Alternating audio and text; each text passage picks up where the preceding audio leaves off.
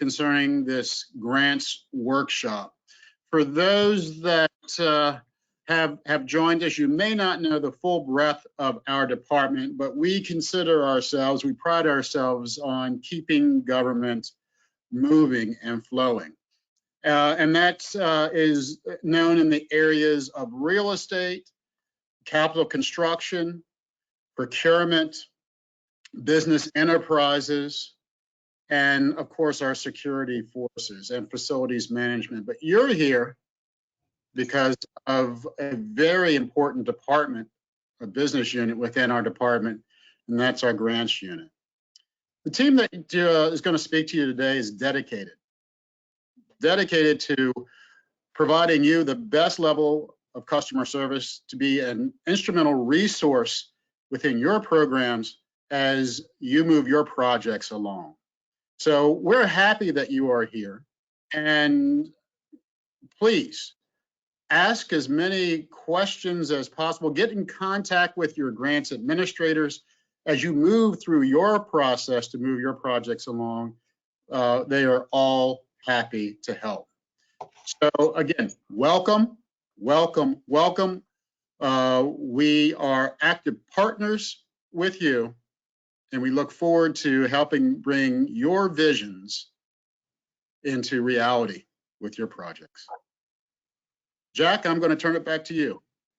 Thank you, Secretary Churchill. We really appreciate you taking time. We know how busy your schedule is as one of the governor's cabinet secretaries. So we really appreciate you taking the time. As Secretary Churchill said, we're going to leave plenty of time for questions. Some of you may or may not know, this staff you're looking at here manage over 1,000 capital projects around the state that are valued at over $1 billion. So this is a significant program, and we thank you, Secretary Churchill, for coming in and kicking us off. With that, we're gonna go around the horn and allow everyone to introduce themselves, because we think it's important that each of you have a face to go with the name who you're going to be working with throughout the life cycle of your project. So with that, we'll kick it off. Deidre. Good morning, everyone. I am the director of our Capital Grants Office, and it is my pleasure to share with you our program and just through the process that we have. If someone could let me know if you see what's on the screen. Yes, just wanted to make sure. Thank you all so much. I may have even spoken to some of you already. Before you go, let's do this. Let's go back to the first screen, because I want everybody to know the names. Go back there you go. So then after you get done with your introduction, Deidre, we're gonna go down the line, let everybody see everyone. I jumped the gun. I'm already into it. The next person we will introduce will be Alexis Dukes. I'll allow her to introduce herself. Alexis. Hello, everyone. I am Alexis Dukes. I am a regional grant administrator for Baltimore County, Harford County, Cecil, Howard, Kent, Queen Anne's, Prince George's, and Talbot County. Thank you. Next up, we have Ms. Allen.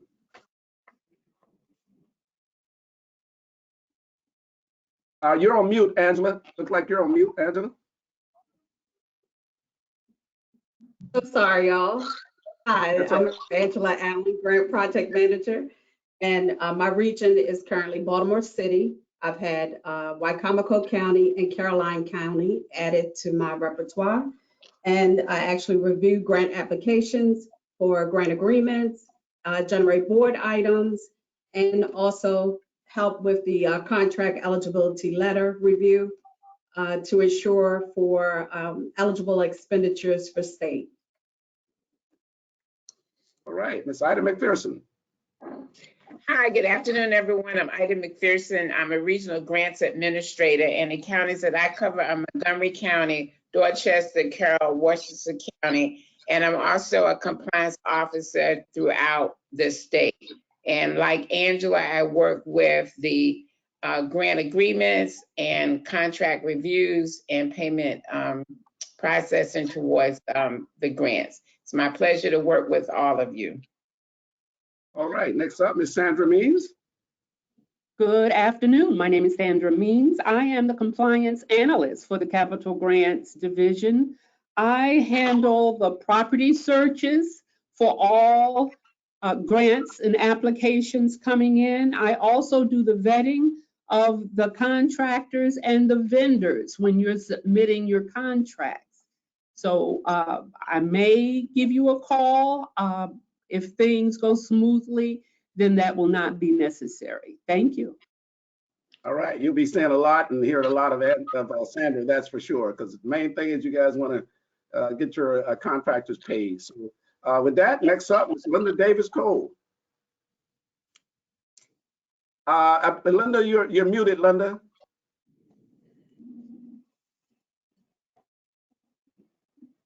Click on that microphone there. There you are. See the microphone, a little green microphone button? Still can't hear you. Maybe someone can walk in next door. I'll check it out. There you go. Ida's gonna come over. While Linda is working through her technical issues, let's try to Renee Watson. Renee. Good afternoon. My name is Renee Watson. I am the Capital Grants Accountant. I am your next to the last step before your vendor gets paid. Renee is a very important person, so you want to be nice to Renee. You want to make sure you get your money. Thank you, Renee. James King. Good afternoon, everyone. I'm James King. I am the Special Assistant to the Secretary here at the Department of General Services. And have probably talked to some of you all, or if not many of you all, as the former interim director of the Capital Grants and Loans Program, but now currently serving as the program liaison to the General Assembly for the Capital Grants and Loan Program. So when you have your legislative sponsors that you have questions through or that they have questions about, then I will be the one that we will make contact with to make sure that everything continues to move forward. All right, thank you, James. Now we'll go back to Linda Davis-Cole. Linda. Thank you. Kristen, the organizer, forgot that she had me muted. So hello, everyone. Welcome. My name is Linda Davis-Cole, and I am the grant coordinator for the division. And I operate as a support to the grant administrators as well as to you all. In many cases, I will be the frontline person that you may contact. And you can feel free to contact me anytime. If you're not able to reach your grant administrators, I am here to support you as well. All right, thank you very much for that, Linda. Before we go right in and dive right in, we do have a couple of housekeeping matters we want to make sure we address. With that, we're going to go to our director, our DGS Director of Outreach and Training, Ms. Kristen Irvin. Kristen? Hi, so I am the woman behind the curtain here, and I just want to go over a couple of housekeeping items. This webinar is being recorded, so I just want to let everybody know that following the webinar, we will send out the recording so that if you want to review any of the information, you can do so. In addition, the slides are available in the handouts section of your dashboard. So if you look at the dashboard and you see the section for handouts, you can access the slides. You can use those to either follow along with us today or just reference after the event. If you have questions during this event, we ask that you use the questions box. There's a questions feature within the platform. If you have a question, you just type it into the box and we will either address that question via the chat or we will present that question to the panelists and they will answer it to you and to the entire audience. So that covers all of the housekeeping. I will pass it back over to you, Jack. All right, thank you for that, Kristen. Now we're gonna, just so you guys, in the audience will understand what we're gonna do here, I'm gonna kick it off with our director here, Deidre, and then as they're speaking, as each person is speaking throughout the workshop, everyone else is gonna be off camera so you can focus on and listen to the person who's speaking. And with that in mind, I'm gonna turn it over to our colleague, Deidre, and I'm going to turn my camera off so you can focus on Deidre. All right, Deidre, it's all yours. Thank you so much, Jack. Good morning again, or good afternoon again, everyone. I am going to just kind of walk you through. I hope everyone can see my screen. Going to begin. This is basically what we're going to go through today. We're going to walk you through the grants process, and our goal is to make sure it is as simple as possible for you.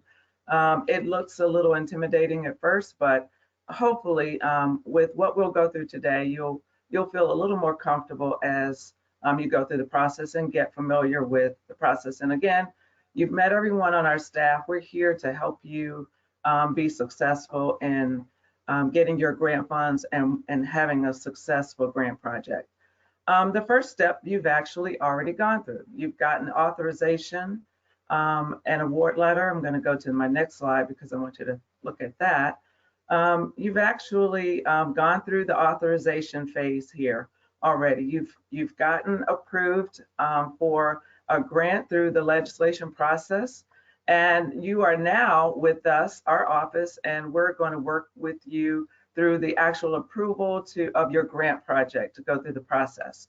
And in that first part of the approval, you will actually fill out an application, which some of you have already probably looked at, go through any lease agreements that are necessary, evidence of insurance, 2 affidavits, that are required, and we're going to go through all of this. I'm summarizing exactly the process, and then individually our staff will go through these steps that I'm kind of covering an overview of. You also have to get a Maryland Historical Trust project review. That is required. You're going to submit all of the information to us.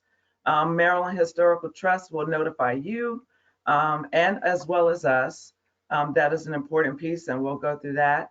Your grant administrator will email you a grant agreement. You'll go through and sign the grant agreement and get that back to us, and that's a big part of the process.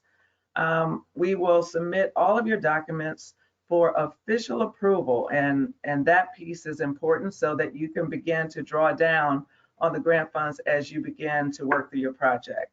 The next step is after the Board of Works approval is that you'll begin the payment process. That's a good step. We want to make sure you get paid for your contract or for the project that you're starting. So I want you to use this guide to kind of help you understand the steps that we're going to talk about today. So you go through your payment process, and these are all the steps that you need to go through along with your grant administrator. You'll get a contract eligibility letter. If you have any matching requirement on your grants, which most of you do not for the 2021 release of grants, you're in a non-matching area, and you match Renee. She will be processing those payments for you. The last and final phase will actually be the closeout, the good stuff. And your project will be complete, and we'll walk you through the process of that as well. So that this is just, and this is on our website for you to refer to, but it's a simple snapshot of what the process is. Our hope is for it to be a good guide for you to follow, along with all the documentation that is also pointed out on our website. The next up, I'd like to introduce again to you our colleague Alexis Dukes, who will go over the capital grants overview. Alexis. Right. Hello, everyone. Again, my name is Alexis Dukes, and I am a regional grants coordinator. I'm sorry, grants administrator. So basically, this is a background about our program, exactly where the funds come from, things such as that. So the funds for our capital grants program come from state-sponsored senators or delegates who request funds for the organizations, or it comes from the governor's budget. And the eligible grant participants for our program include nonprofit educational or health or public health institutions, 501c3 nonprofit organizations, Maryland registered nonprofits, schools, institutions of higher learning, and county governments and municipalities. Next, all right. So the capital grants program actually is very beneficial for the community. It does things such as create employment. It helps with community development. It encourages economic gain, and it actually creates a lot of contracting opportunities for local businesses, minority businesses, and women business enterprises. All right, so right now this is a snapshot of pretty much what we handle in our office. We approximately have about $1.9 billion in capital grants, and that includes the 2021 that just came out this past June. And we are actually handling about 1,700 grant projects. In 2021, the capital bond loan authorized 398 funding requests for local initiatives for a total of $438 million in capital grant funding. With that, I'm going to pass it on to my colleague, Angela Allen.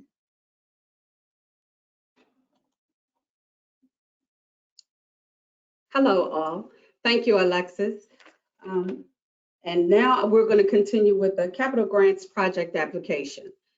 Now, this process may seem a little daunting, but it's pretty self-explanatory. So I'm going to point out a few key items of note to help you as you complete the process. Starting with number one, the bond bill. The name of the bond bill is actually your grant project name, and you can find that in your legislation. The legislative district, you can find out from your legislative representative's office or via a link on our website. The chapter number for this year, for 2021, is 63. The year authorized is 2021. And then there's the DGS item number. So actually there's two parts to the DGS item number. The first two digits represent your authorization year. So for 21 grants, it would be 21 dash, and then there's a 3-digit DGS item number that's assigned to each grant project. That is also located on our website. And actually, I believe that is under the grantees information link. For matching grants, there would be a capital G in front of your 3-digit DGS item number. So your number would read 21-G and then the 3-digit number. This is important so that you can follow your project all the way through closeout. Next is the grant amount. This amount is found on your bond bill. It would go there. If you have a matching grant, then that amount will go on the next line. The additional items, 7 through 10, are pretty self-explanatory. Those are your grantee organization name, address, your project title, and address.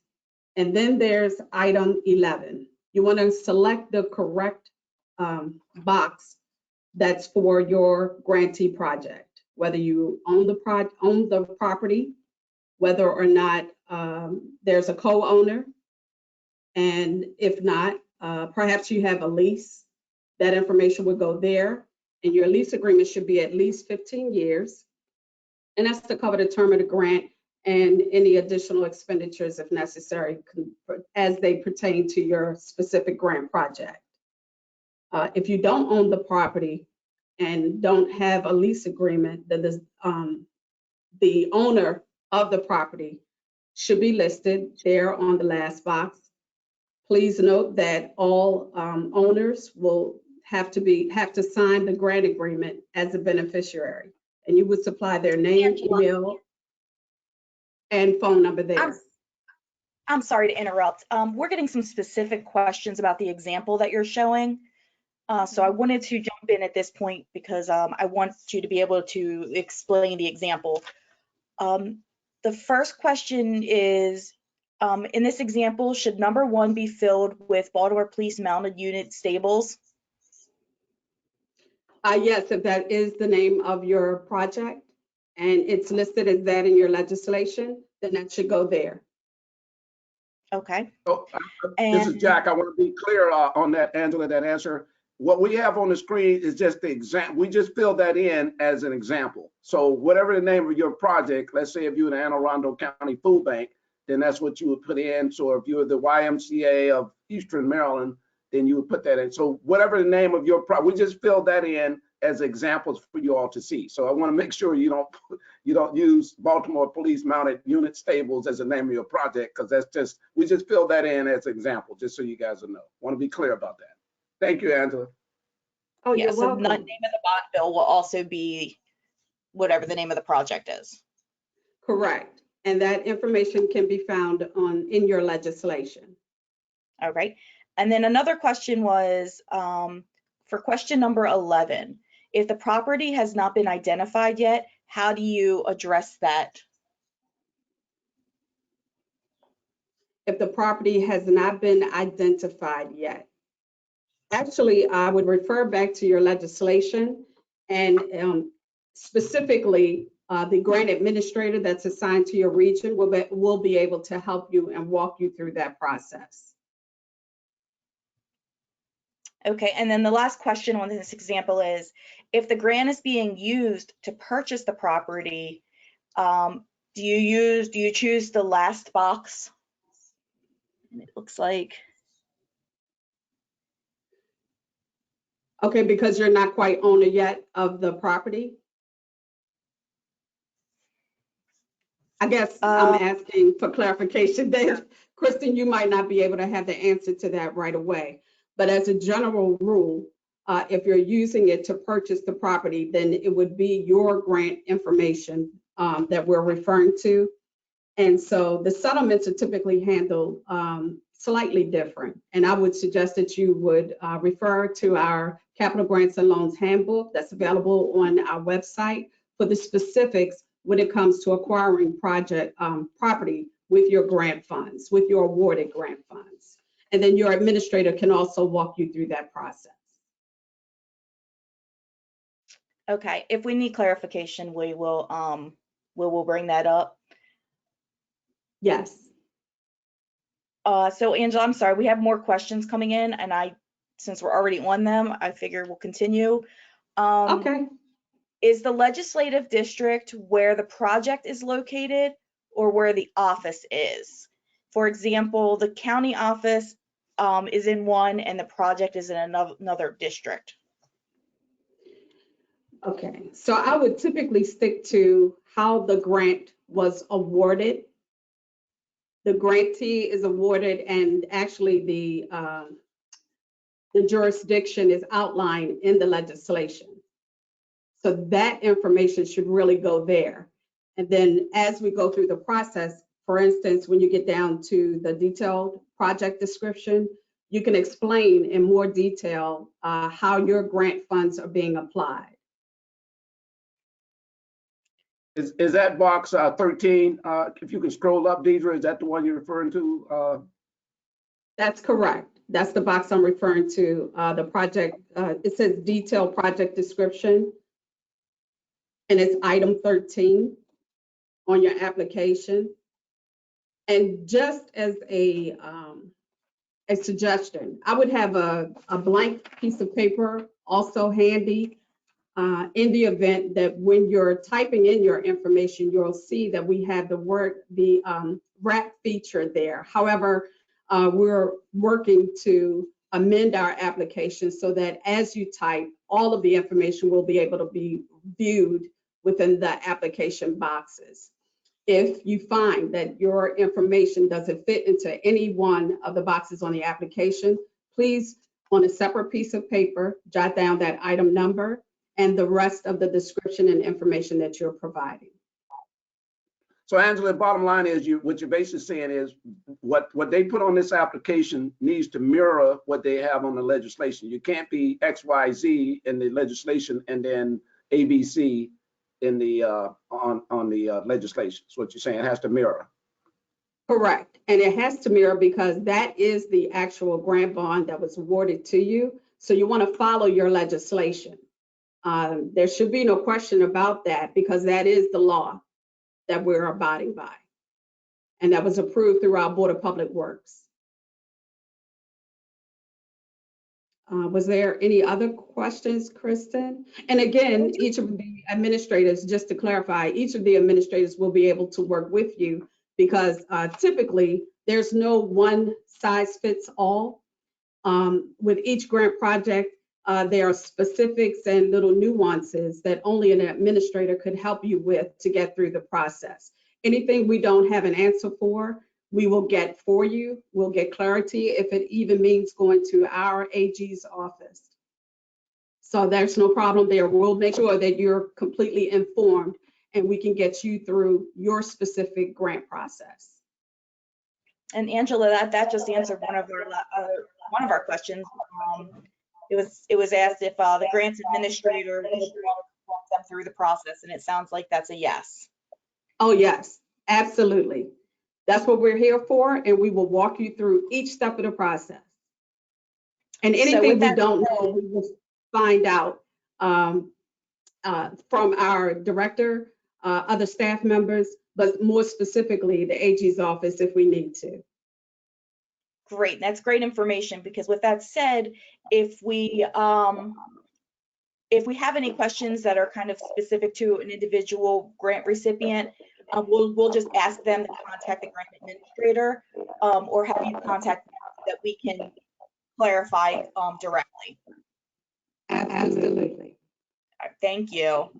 Oh, you're welcome. And to continue, I believe we're Angela, we're having some problem with your voice there with the sound. Try to speak again, Angela. It was coming through muffled. You want to try again, Angela? Okay, is that better? No, it's still muffled. I just changed the thing. So, Kristen, did you give everybody help in that?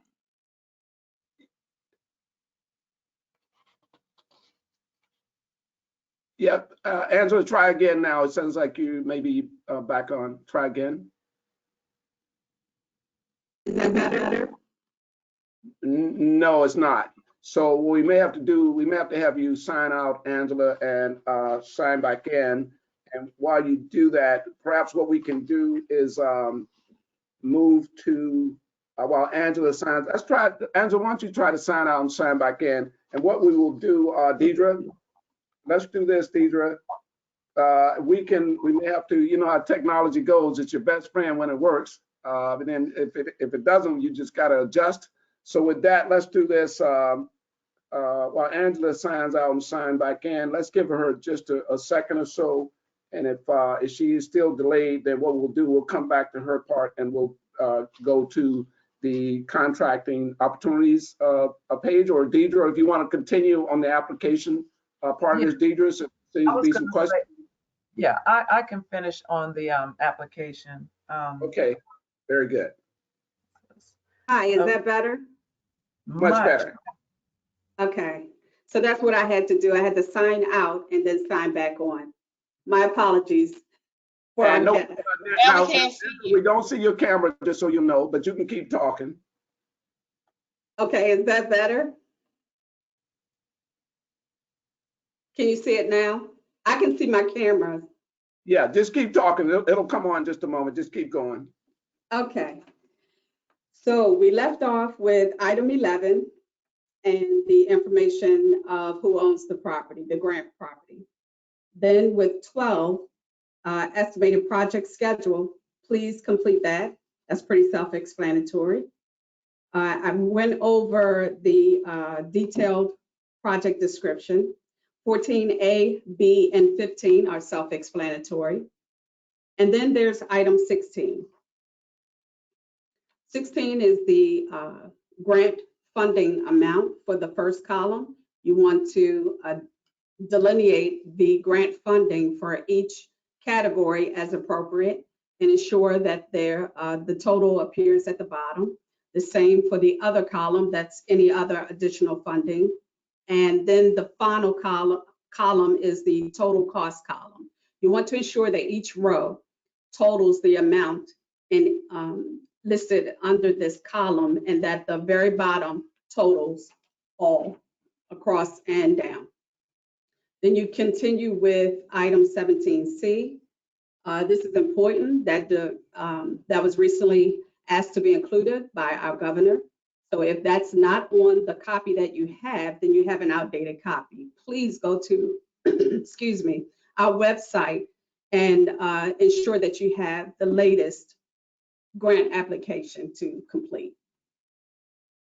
17 through 20 is pretty self-explanatory. That's your grantee information that goes there. Anything that's not applicable, of course, please either dash or put a 0 or put NA. Then you want to include your grantee organization, the date, the name of your grantee organization, the signature of the authorized representative, and then you want to print their name and title. Next slide. Then we have our affidavits. There's a lobbying and religious affidavit. Please complete accordingly, which would include the dates, the name and signature of your authorized representative for your organization. And I wanted to point out, Angela, this is a fillable form, so you can fill it in and then print and sign. That is correct. And actually, all of our forms are available on our website, and they're all fillable, if I'm not misunderstanding. I believe we're at the next slide, which is the proof of insurance. Okay, the proof of insurance is not showing up. It's now showing on my screen. This is a copy of what is typically sent in for proof of insurance with your grant project. Just to explain briefly, your grant project is required to have insurance. And this is to protect you as the grantee and your investment into your grant project. But we ask that the state of Maryland be added as an additional loss payee. And this, of course, is to help the state protect its interests as well in your grant project. I wanted to add, Angela, to that is just in case it's confusing, it is very simple for you to call your insurance holder and ask them to add the state of Maryland, and they will do that by listing right here as the state of Maryland as the certificate holder. At the very bottom. Yeah, at the very bottom, they send those out all the time. Mm-hmm. And of course, this is adding the state of Maryland as an additional loss payee. This is not asking you to get an additional policy. So please understand the difference. Any questions with it, please ask or please contact your grant administrator for further direction.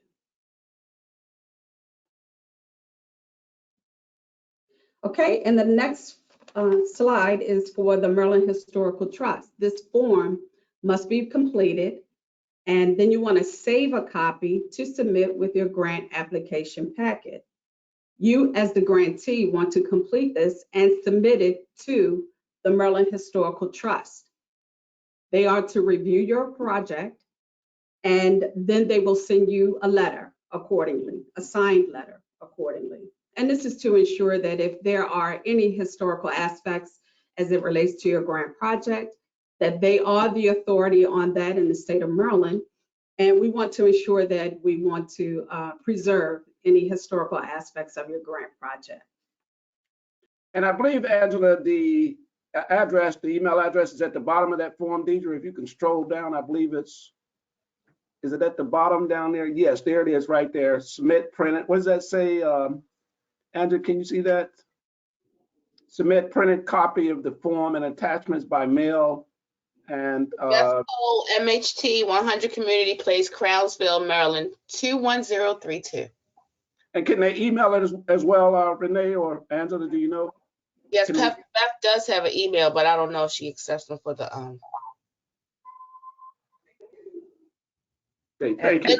They do. So yes. Sounds like they do, but I'm not for sure. I also want to point out that their form, while it is a fillable form, unfortunately, you are not able to save it as, a PDF file. You actually need to print it out. Otherwise, if you try to save it, you're going to save a blank form. I have no idea or control over why that happens, but that is the form that they have with the Maryland Historical Trust. Just an FYI. So I would suggest you contact the Maryland Historical Trust in the event that they have a way for you to send that electronically to them, and can help you as far as saving the document that you've completed electronically. But you absolutely want to save a copy, because we need a copy submitted with your application packet, because that's our way of knowing that you have complied with this part or this requirement of your grant application packet. And actually, once you've gathered all of this information, then you want to look on our website. There is also a grant application checklist that will kind of help you to ensure that you've gone through each part of the grant application packet and that it's ready to submit. Once you're ready to submit, please email to dgs.grants with an S application@maryland.gov email address, and that's available on our website as well. So thank you very much as I turn this over to my colleague, Sandra Means.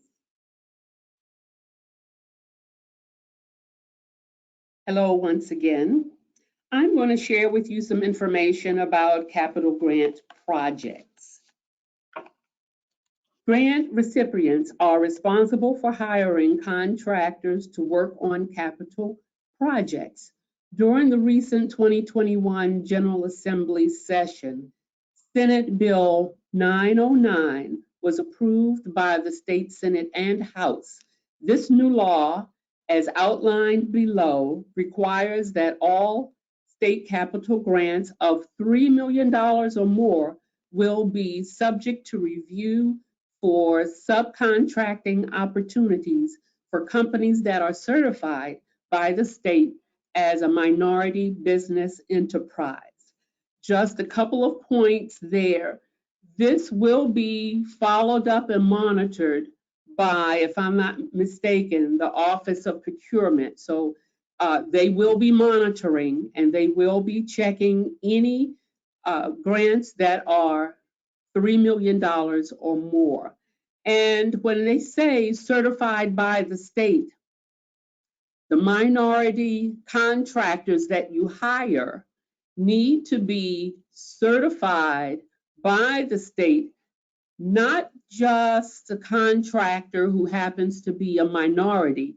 In order to get credit or in order for that to be registered, that contractor must be registered in the minority business enterprise for the state of Maryland. Next slide, thank you.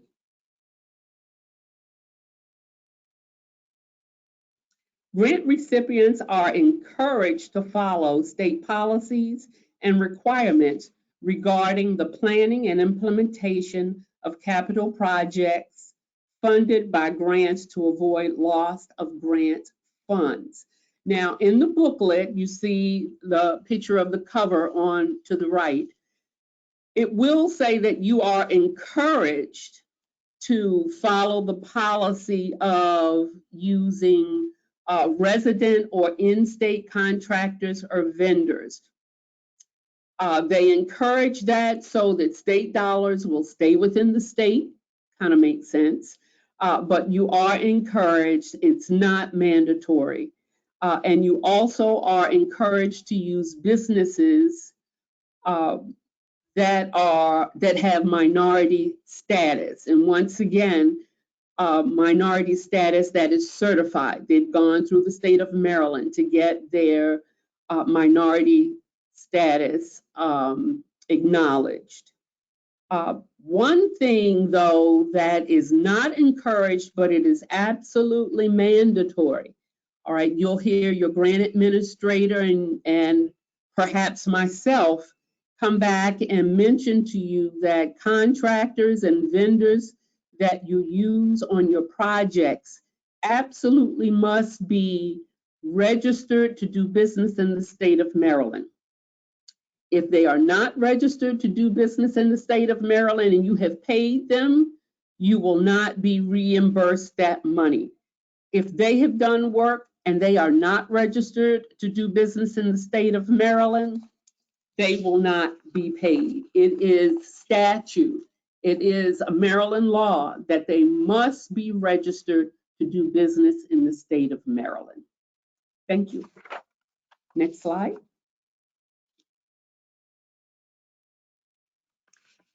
This is pretty much a review of how you'll be getting started. Angela has covered a large portion of this. Bullet 1 says capital project grant application packet, and Angela reviewed all of that with you already. Bullet 2 is about matching fund documentation. If you have a grant that requires matching funds, then you must certify the funds for your match. All right. That is if your bond bill requires the match. All right. The third bullet, capital projects grant agreements. Once all the above are completed, your grant administrator will create your grant agreement for your and send it out for your signature. You will send it back in, and at that point, your grant administrator will be prepared to schedule you to go before the Board of Public Works. If you have not completed or have not started your grant application as of yet, there is a link here at the bottom of the page that gives you the information as to where to go to get your grant application. Okay, thank you. Next slide. Compliance with applicable law. We have 2 rules that we follow for applicable law. The first rule is the 2-year rule.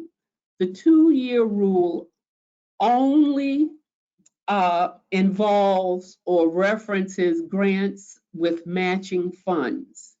So if you have a grant that has matching funds, you must observe the 2-year rule. And if you go down, perhaps halfway down that paragraph, it says grantees have until, that should be June the 1st of 2023. So if you have a legislative bond initiative that was approved in the year 2021, you have until 2023 to satisfy the requirement to have your matching funds certified. Okay. Now, in the event we get to 2023 and your matching funds have not been certified and you've not taken care of this, then what will happen? The proceeds of the loan shall be applied to another initiative perhaps, but you will altogether lose those funds if you've not certified your funds by the year 2023. Okay. Next slide, thank you. And once again, this pretty much talks about what I've summarized. Keep in mind, that is really critical. June the 1st, 2023.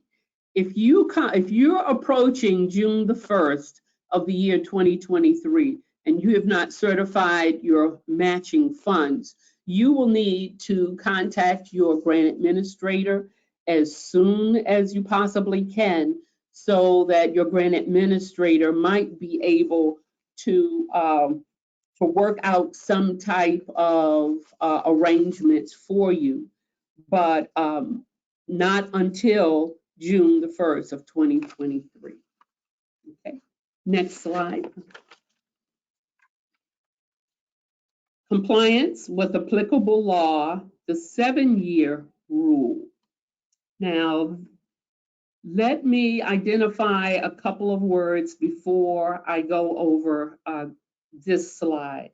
I first want to define the word expended. Expended, in this case, refers to funds that are consumed or not used up. And the term encumbered refers to any funds that have been spent, targeted for use, or spoken for by way of contracts, fully executed contracts, signed proposals, bids, invoices, or change orders. So the 7-year rule basically says the proceeds of the loan must be expended or encumbered by the Board of Public Works, meaning you will have had to have gone to the Board of Public Works for approval for the purposes provided in this act or in your legislation no later than June the 1st of the year 2028. Of the 2028, if any funds authorized by this act remains unexpended or unencumbered after June the 1st, 2028, the amount of the unexpended or unencumbered authorization shall be canceled and be of no further force or effect.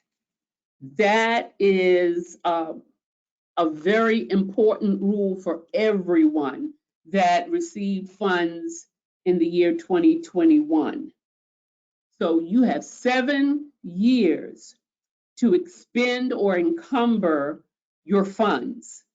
If they are not used up, spent, tagged, or proposed for by the year 2028, you will lose those funds. So you have 7 years to work on your project and to spend up the dollars that you have received. And on that note, I'm going to finish up and toss the mic to Ida. Thank you very much. Well, good afternoon again, everyone, and thank you, Sandra. I'm going to go over a few key points about grant agreements and being able to comply with the law relative to your grant agreement. First, your grant agreement is actually a contract between the grantee and the state of Maryland. And there's certain warranties that are in the grant agreement that the grantee should be aware of. First, you are warranting to the state of Maryland that you as a grantee, you're qualified to do business in the state, which means that you're properly registered as a business entity. And that also that you're in good standing in the state and you're complying with all of the local, federal, state, and laws and regulations and ordinances that are applicable to activities and obligations under your grant. One, you also want to make sure that you are clear that you are certifying to the state that you are going to pay yourself and not use grant funds to pay for licenses, permits, insurance, and governmental taxes, and that you're prepared to comply with all of the obligations of the state as it relates to your grant. If for any reason you fall out of compliance at any time, it is your obligation to bring your status back into compliance with all local rules and regulations and all federal rules and regulations. So I just wanted to make sure that you were fully aware that it is a contract between you and the state of Maryland and that you are certifying certain areas of compliance with the state. Additionally, on the grant agreement, you will notice that your DGS item number will be included on the grant agreement. And I will talk to you about what you need to do in terms of completion of the grant agreement later. But it will include your DGS item number, which is very, very important. Your 21-3-digit number that we assign to your grant. Please keep that handy at all times and use it in all of your correspondence with us, as well as we will include it on the grant agreement. All right, so now, next slide, please. Additionally, it is important that you are aware of the fact that the grant funds cannot be used in any way in connection with religious purposes. The House Bill 101 provides that no portion of the proceeds of a loan or any of the matching funds provided for a project funded under the Act may be used in furtherance of any religious purposes. And you're certifying to the state that you will not do so. And that once you are renovating a facility, occupying a facility that is composed of grant funds, that you will not allow religious education or any other type of religious services to be conducted on those facilities. Next slide, please. Now, you have completed step 1, which was your authorization, as well as step 2, which was your grant application process. And you're moving now into an important phase of the process, which is step 3, and you're midway through the completion of your grant process. Step 3 is the Board of Public Works approval process. And this is a very important step as well. 1, we're going to send you the grant agreement out for your signature. Once we send you the grant agreement out for your signature, it may also require you as the grantee, but also if you do not own the project and you have a lease for the project premises, it will require that the beneficiary or the owner of the property that you are leasing to also sign the agreement. Once we send you the grant agreement for signature, please return it to us electronically, and we put the address that we want you to send it to, dgs.capitalgrants@maryland.gov, as an undated grant agreement.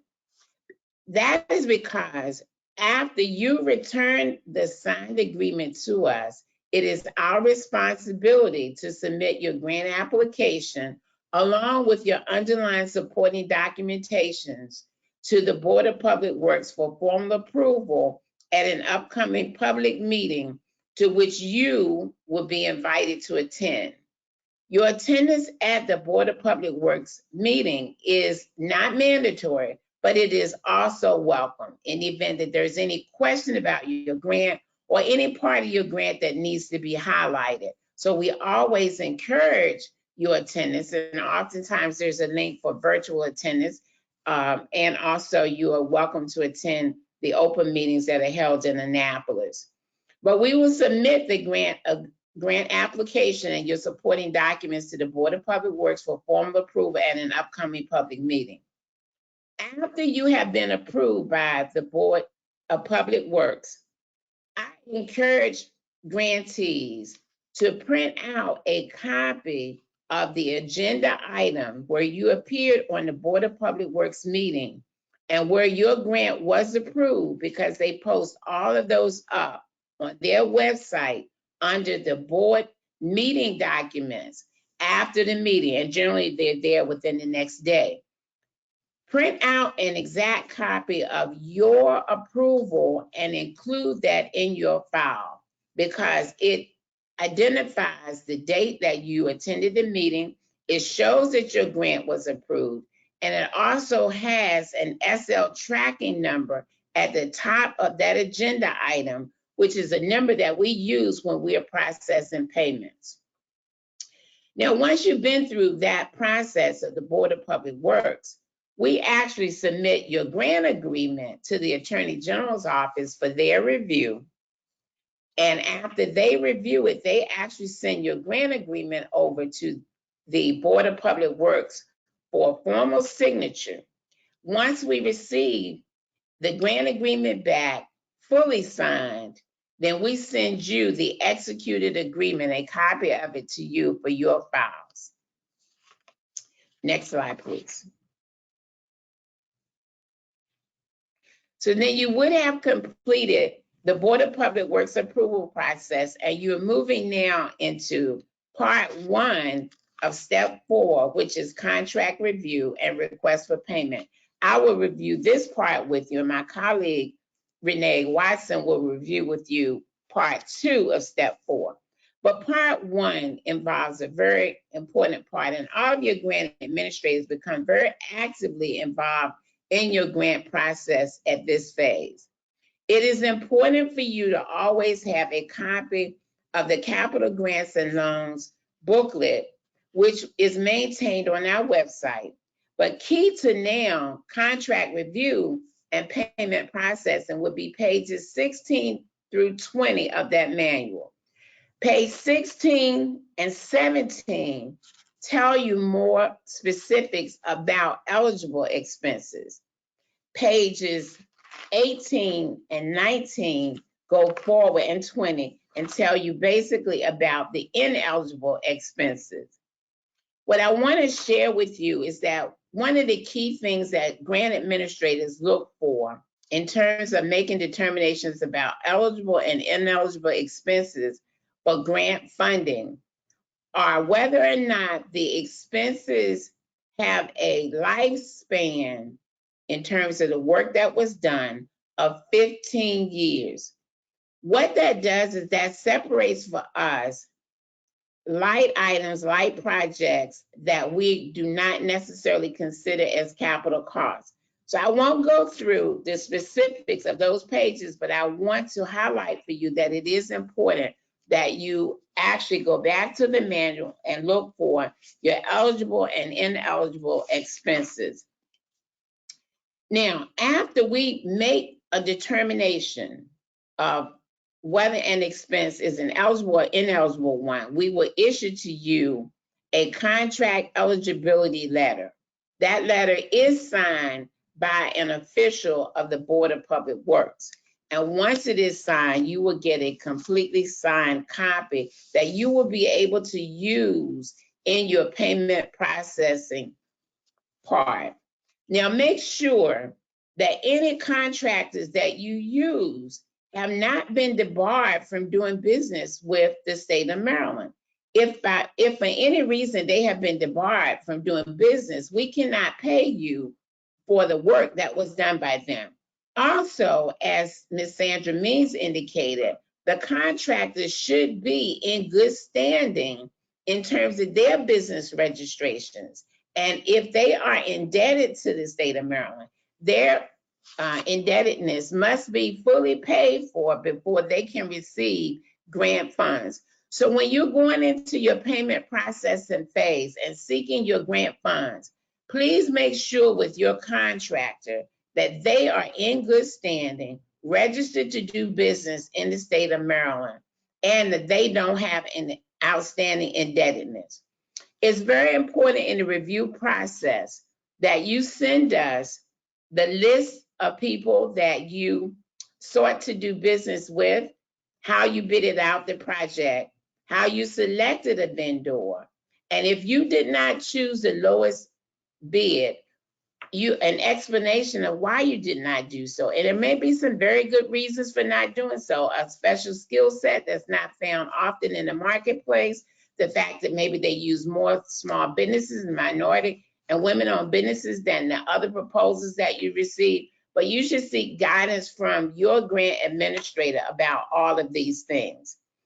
In terms of eligible and ineligible expenses, I like to make sure that it is clear that you have your contractor give us a very itemized list of the work that was done, such as masonry, painting, drywalling, all of the breakdown information regarding the contract as well as the contract itself. Even if they do it just on an invoice, please make sure that it's line item specific. All of your contracts, your contractors should certify that they did the work And you should sign and certify that you accepted the proposal and you have accepted the work, and send all of that documentation into us. Again, you are encouraged at this time to use minority businesses on projects that are under the $3 million, and you will have a requirement later, as Ms. Means explained to you, for contracts that are over the $3 million that you must comply with. That concludes my portion of the presentation as it relates to step 4, part 1. I'd like to now turn it over to my colleague, Ms. Renee Watson, who will explain to you part 2 of step 4. Thank you, Ida. Good afternoon, everyone. My name is Renee Watson, and I am the Capital Grants Accountant. I am the one who will be actually processing your payment. Before I receive it, once you send all your documents to your grants administrator, as Ida said, they will generate a contract eligibility letter for you. This letter explains what funds are able to be used towards your grant. Please check your book to make sure. Sometimes they have changed over the years. Once your letter has been generated by your grant administrator, it will be sent to you for signature. Once it is signed, then all of those documents are sent to me for a payment request. Included in your payment request must be whether it's being paid for directly to the vendor, or for reimbursement. You need a listing of your invoices that are to be paid. You need a W-9 for the vendor or the grantee. You need an copy of your MHT letter that you received from the Maryland Historical Trust. You also need a completed payment request form, which will be listed on the next page, which I will show you in a minute. Also, before submitting your request, please ensure that you have been BPW approved before I can go any further. Next slide. Next. These are the forms needed to make a payment request. These forms are to be copied onto your letterhead before submitting them to DGS for payment requests.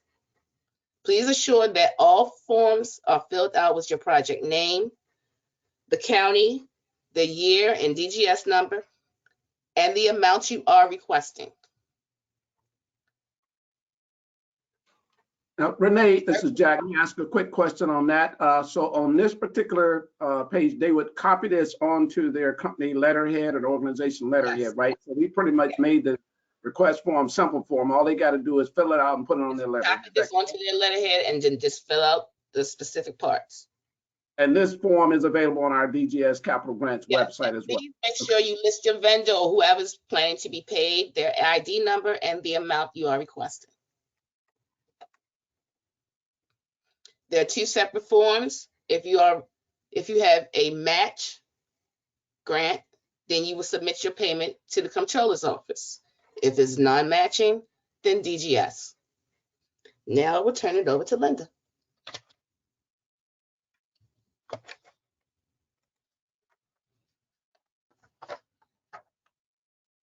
Greetings, everyone. Thank you. So at this point, at this part, your project has been completed. Once your project has been completed, you will need to submit a copy or in writing to your administrator in the comptroller's office that your project has been completed. You will also need to submit a project report and final pictures of your project to us, the Department of General Services. After that, you will need to contact our grant compliance officer to schedule an on-site or virtual visit to verify that the project has been completed successfully. And at this point, we will give you a clapping hand for your successful project. And I'm turning it over to Deidre. I like that, Linda, the clapping hand. Well, everyone, we are coming to the end of our presentation, but I wanted to emphasize again This is on our website, and these are the regional assignments of the capital of our office. Linda, you just spoke to, is our grant coordinator, and she, as she mentioned early on, she will be glad to help you through the process.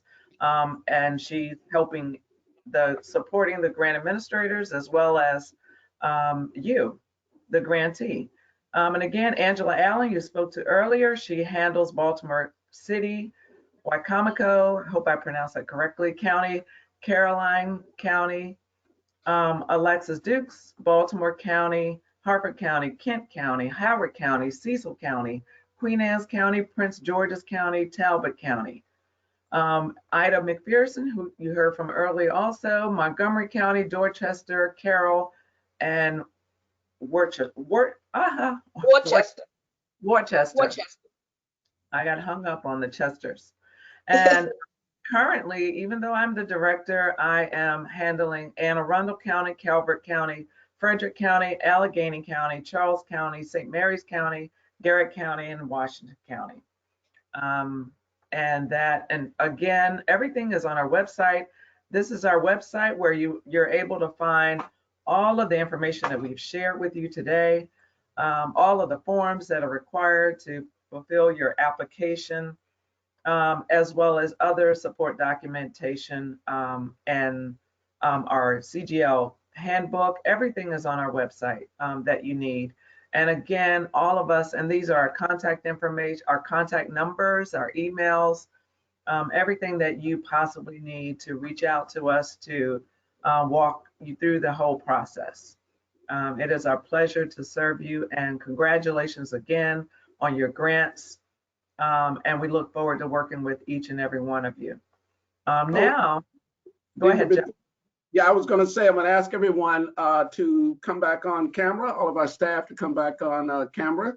If you would, turn your cameras back on, staff, as we now get into our Q&A. And we got a few minutes here. I guess we have gone over just a little bit, but I know we took a few minutes in the beginning to go over some housekeeping chores there. So with that, Kristen, I guess, do you have any other questions? We want to make sure we answer any questions. The staff is here. Any questions not answered yet, Kristen? Absolutely. We have a list. All righty. All right. So, first question we received, and these were submitted throughout the presentation. So if we need some clarification, we may need to go back to the asker.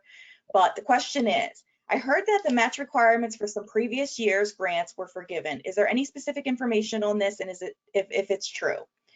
And if so, how will this be communicated to grantees?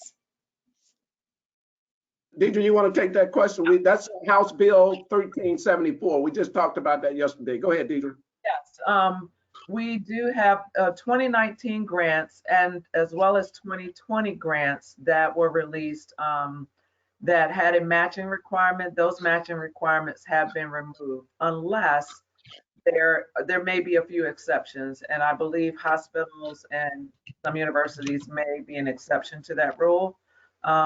We will inform, for those grantees that we're already in process of working with, we will inform you of that as we're working with you through your grant. Now, as I understand it, just to add to what Deidre just stated, in the meeting yesterday with the Comptroller's Office, we learned through this House Bill 1374 that 2021 capital grants with no match will go to DGS, of course, our office here.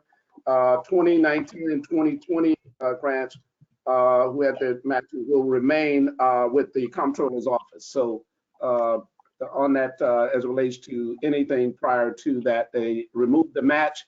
The 2019 and 2020, those grants will be continue to be administered by the Comptroller's Office. And again, the new grants, those of you who just got your grants this year, with no match will be administered by the ladies, the team you see here on your screen. And Jack, that's only regarding payments, right? That's regarding payments. Right. Next question, Kristen. Yes. If the Oh, so this is back on the form that we have spoke about before. Oh, I think I already asked that one. I'm sorry. Okay,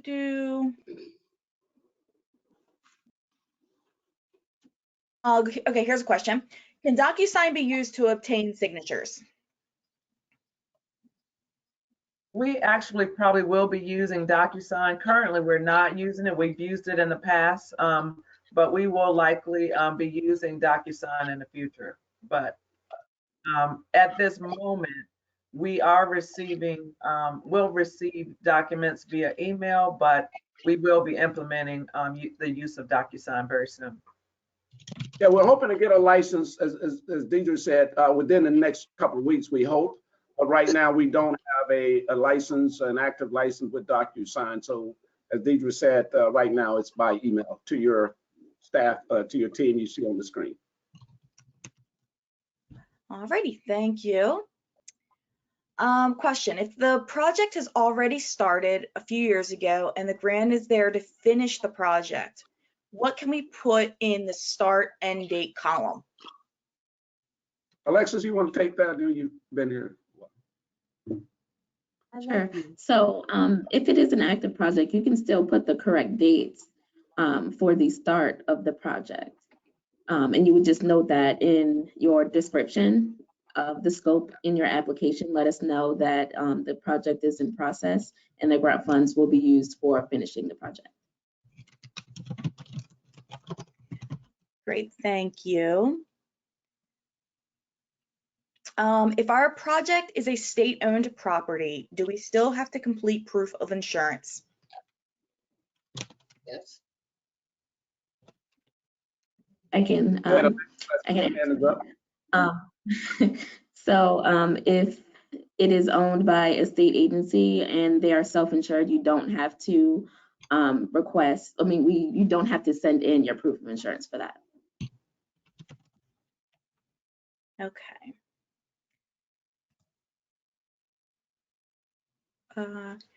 If we are requesting additional funds for a project that has already been approved by the Historical Trust, do we need to resubmit?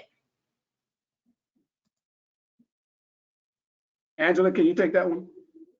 My understanding is that, yes, there has to be a Maryland Historical Trust review for each grant bond granted to your grant project. So for instance, if you have several years, maybe 2018, 19, and 2020, then a Maryland Historical Trust review is required for each of those grant bonds. Thank you.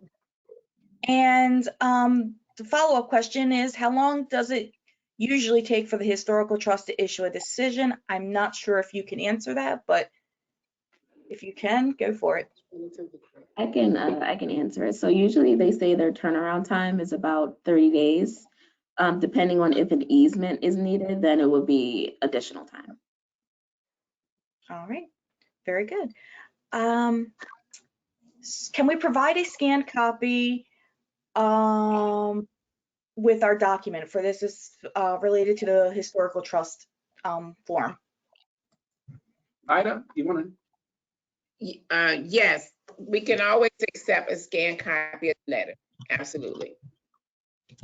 And I want to make sure everyone understands in the audience here why this is important to Maryland Historical Trust, because there are occasions when, let me give you an example. It wasn't too long ago that MDOT was doing some digging somewhere, I want to say in the Baltimore area, and I know it happened on the Eastern Shore, and they were looking at doing some trenching or something, and even here in the Baltimore area, they found a historical keepsake, if you will. It turned out to be a slave quarters where people lived.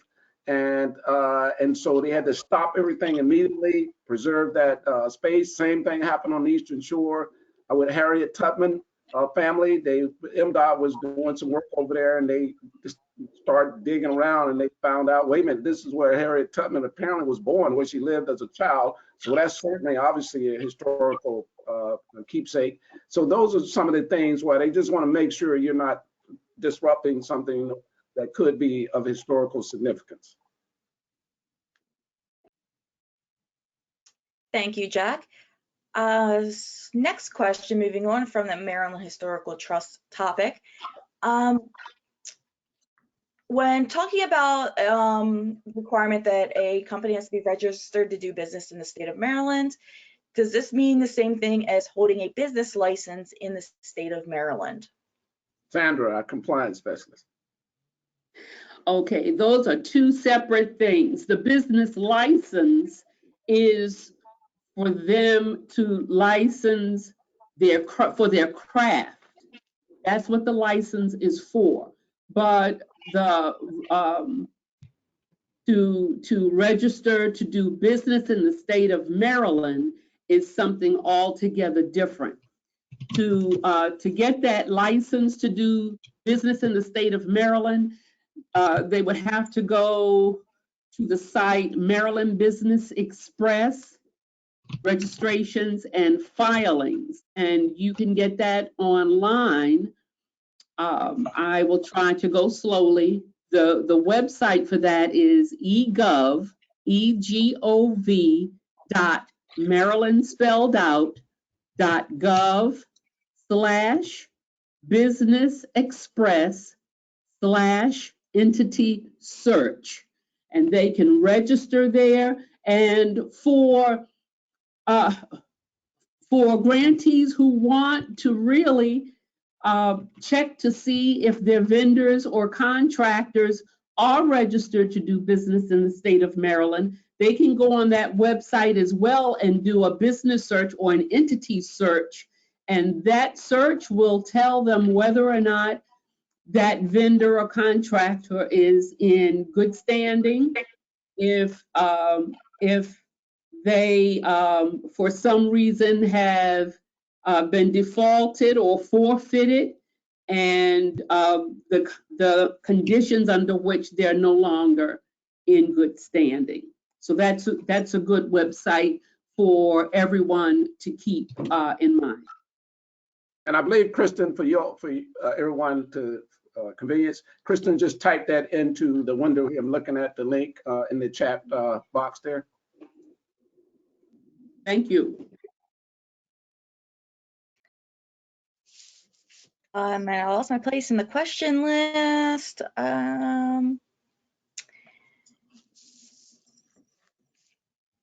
Somebody asked for clarification on the difference between a hard match and a soft match.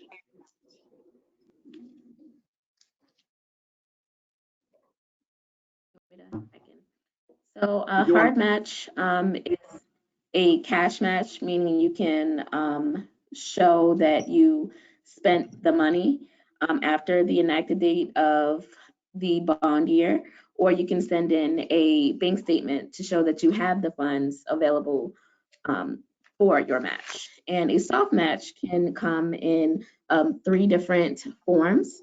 It can be a soft match, which would be real property, meaning you would send in a real estate appraisal. We would send that over to our real estate office, and they would review the appraisal and let us know if it's acceptable, and then you would use that as your soft match. Then there would be in-kind donations, meaning that if you have vendors come out and they did the work for free, they would submit an invoice to you showing how much the work would have been, and we would be able to use that as an in-kind donation as your soft match. And the last form of a soft match would be prior expenditures, meaning that you would be able to go back 2 years prior to your bond bill inactive date, which means we would be able to accept expenditures prior to the year of your grant, 2 years prior to the year of your grant. We'd be able to accept those expenditures towards your match. And I wanted I'm sorry. I wanted to add to that there's an outline of that on pages 14 and 15 of the CGL booklet. So it would be important, like if you have questions like that, always refer back to the booklet first. And if your questions are not answered there, feel free to reach out to your grant administrator, because everybody's grant is different, and your grant administrator will help you walk through that process. Sandra, I think you were going to add something on there. That's exactly what I was going to share. And believe it or not, those of us working in capital grants, we refer back to this booklet on a regular basis. I mean, constantly, all day long, we're referring back. And there's a chapter matching funds in the booklet that will help explain that also. And I can't, just to emphasize what Ida and Sandra and Alexa just laid out, I can't emphasize to you, ladies and gentlemen, how important it is that you please download, go to our website at dgs.maryland.gov, and then click on the left side of the screen. You're going to see the capital grants link on there. Click on that, and you're going to see that booklet, because as Ida and Sandra said, there it is right there. Sandra's holding it up. That is going to be your guide throughout this process. I'm telling you, those questions you guys, some of the questions you're asking out there, I'm telling you, as Ida said, they lay it out explicitly, very specifically in the booklet. So make sure you download that, please. On our website. Absolutely. Just Any to other add questions? to that, Jack, there's a FAQ link on our webpage that you just referenced as well. And you may find some of the answers to your questions there also. And just here too, Angela, add to what Angela is saying, if you go to our website, all of those forms, every one of them are on that web. We made it easy for you this year. We used to have to email all this stuff out, but now you can download it. So please go to the website and the booklet. Kristen, any other questions? Oh, yes, quite a few actually. So let's try to move through these in the last few minutes we have. Do we have to get bids on the design work, architectural services? Yes, you do. Because all contracts is still a contract, and all contracts are subject to review. And we need to make sure, and what the state is trying to make sure, is that you're not just pre-selecting, even unknowingly, the same contractors all the time to do the work. And you may be very familiar with them and very comfortable with them. But the goal of the state is to make sure that you get the best price, and also that you're looking at these contractors from every step of your project, from beginning to end, to make sure that you're doing the best job to pick the best one. And for instance, an architect you may have used in the past may no longer be in the area or doing business. So yes, you do have to competitively bid every contract. Thank you. Okay, speaking of the closeout, is there a form for the final report, or will any format do? There's a form. I can answer that. Right. There's several forms. There's several forms, and when you contact the office here to let us know that your project has been completed, then forms will be sent out to you to complete those forms so that you can return them. Okay. I believe those are also available on our website as well. Somebody asked if they can go ahead and get started on the project and then get reimbursed with the grant funds. Yes, you can. You just, again, need to make sure that you submit to us the contract that you've entered into for review, and you may want to have some discussions with your grant administrator. And I would really caution you to make sure that if you're going to do that, you at least consult the eligible and ineligible expenses, just to make sure what you're getting yourself into, and that your grant funds are going to cover what you think they're going to cover.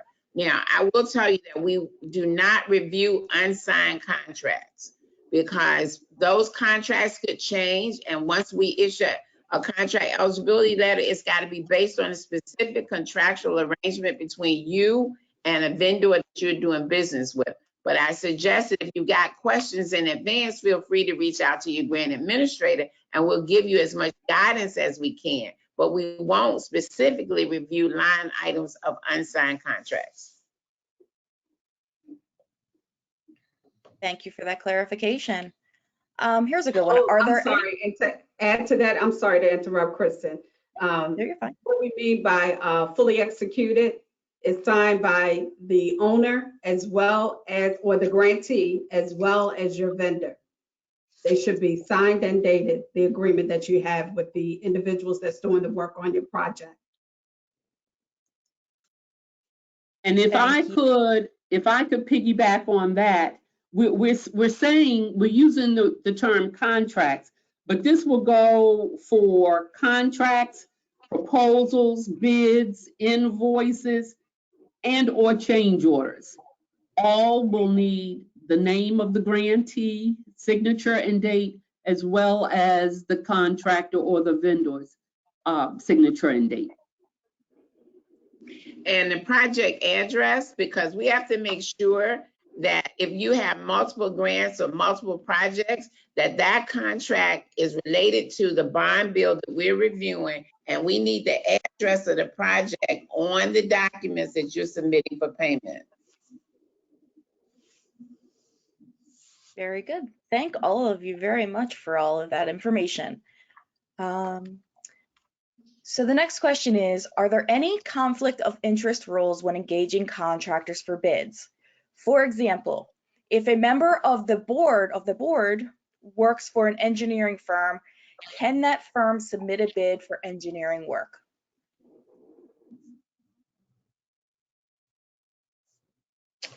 Well, that raises an interesting question.